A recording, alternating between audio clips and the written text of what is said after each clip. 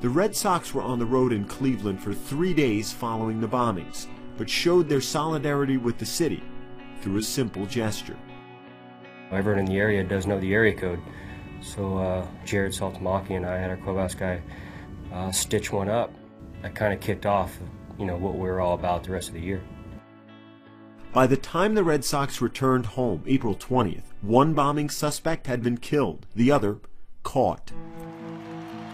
That afternoon at Fenway, the team honored the city's first responders.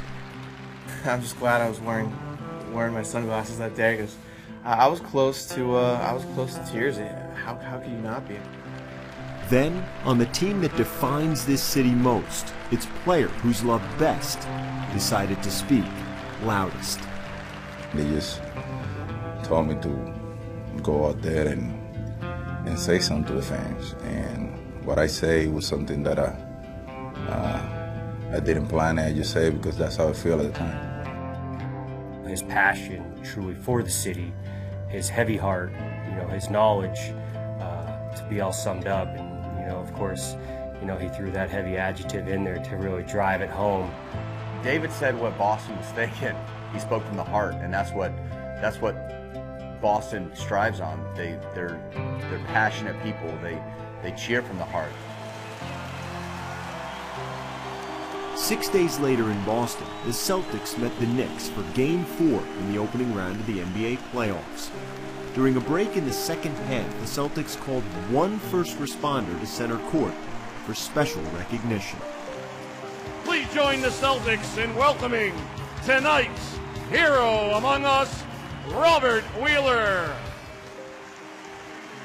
I knew the Robert Wheeler story, and my players knew it, and so we honored him for what he did, for just the selfless act of going to help someone in the middle of a place where he could be hurt.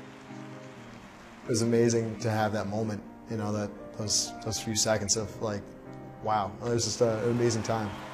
It meant that I wasn't alone. You could just see him, it affected him. And I thought the crowd needed him, and I thought he needed the crowd. So when you ask yourself why is sports important, that's your reason.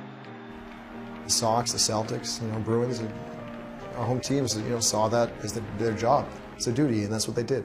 They performed their duty to take care of theirs. For the Red Sox, the season continued, and so did the feeling. With Boston Strong cut into center field, the team continued to honor those affected through spring and summer. Victims like Heather Abbott, who had her left leg amputated below the knee after the injuries she suffered that day. She came to Fenway May 11th to throw out a first pitch. The crowd was just so invigorating. Not only was it healing for me, it was healing for the city to see that the people who were hurt were going to be okay. I think I did all right. I was told I threw like a girl, but I did the best I could. For every victim that came out to either throw a first pitch or to be acknowledged in some way, there was a consistent and overriding theme and feeling that each person brought to us, and that is that they didn't give up in any form or fashion. The Sox would go on to win the World Series, their third title in a decade. This is for you, Boston. You guys deserve it. We've been through a lot this year, and this is for all of you and all those families who struggle with a bombing early this year. It's for all of you. At the parade a few days later, the team made a special stop.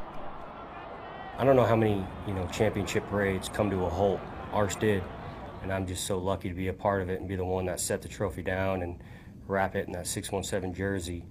Every time I walk down that area right now, I'm like, man, that's where we set the trophy down. Versus before, I was like, oof, that's where that bomb was.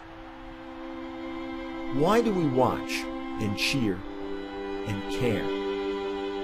For all we give, what do we get back?